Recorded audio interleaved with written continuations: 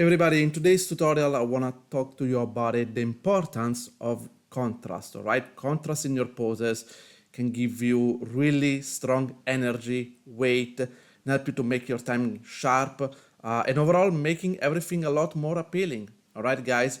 So what I want to start first is normally, obviously, I do some sketch, right? Because for me, it's the fastest way to experiment contrast in poses, right, rather than go directly to 3D. And this example here, obviously, we have the character stretching back with the spine and then leaning forward, smashing with a stick, a sword, or whatever on the ground. All right.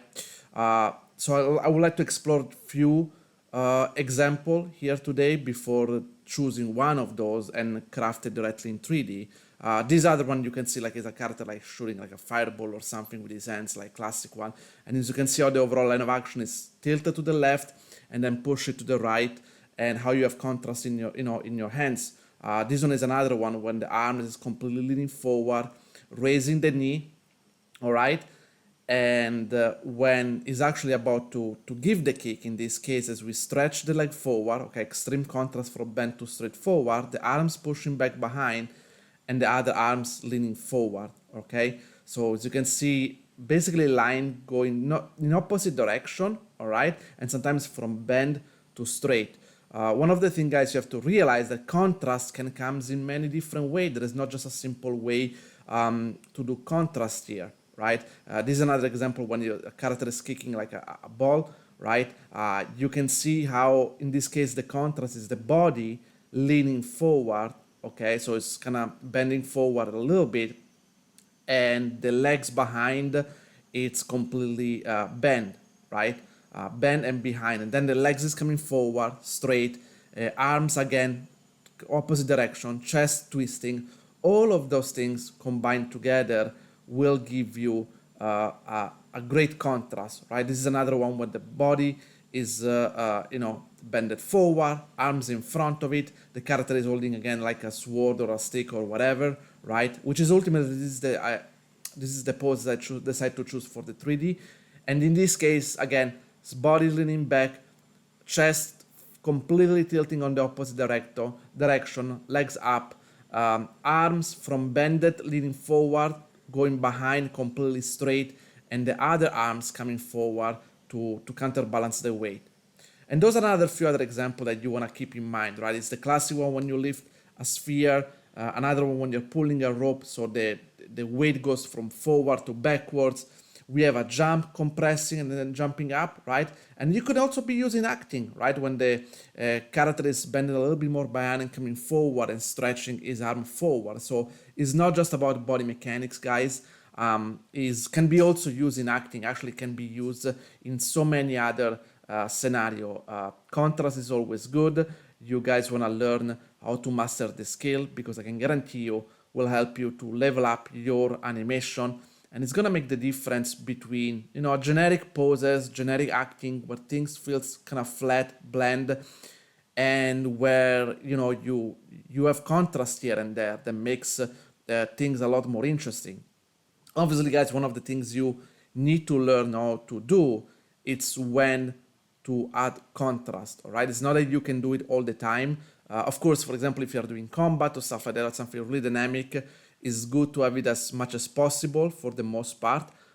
When you're doing acting, it depends, right? It's not that you can have contrast all the time, or else you end up having and I mean overacting you end up having here, right? And this is obviously something you want to avoid. You need to feel the audio, for example, the tone of the audio, and realize what is the right moment to put those contrasts into acting. Okay, going back here, I was doing the 3D version. As you can see, very first things I did is adjusting the line of action of the spine.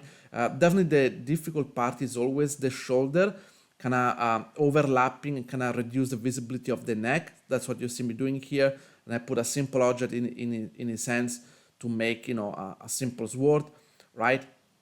And I did a little bit of facial as well, even though it wasn't fully the purpose of this tutorial, but it just helped me to present it a little bit better. I did the bare minimum, to be honest, for the facial. Just at least it's decent enough, but it's definitely not the most appealing. Again, facial expression is not something I wanted to focus here. all right? Just something that looks slightly decent and reinforce the contrast into the poses. As you can see me, I'm constantly adjusting the arm, and I keep the drawing next to me to try to help me to reminder what are the things that I need to push when it comes line of action of contrast, right?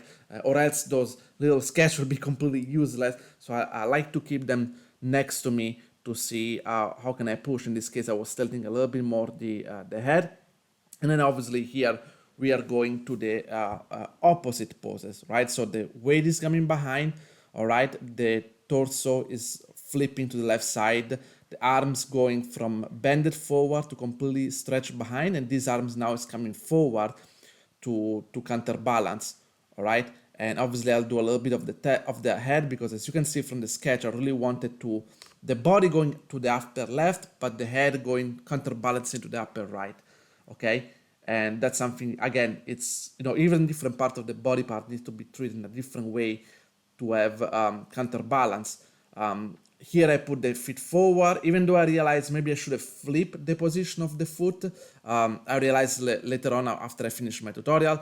But again, guys, I always encourage you to take my tutorial only as a starting point, and then you explore and try different way to do things, okay?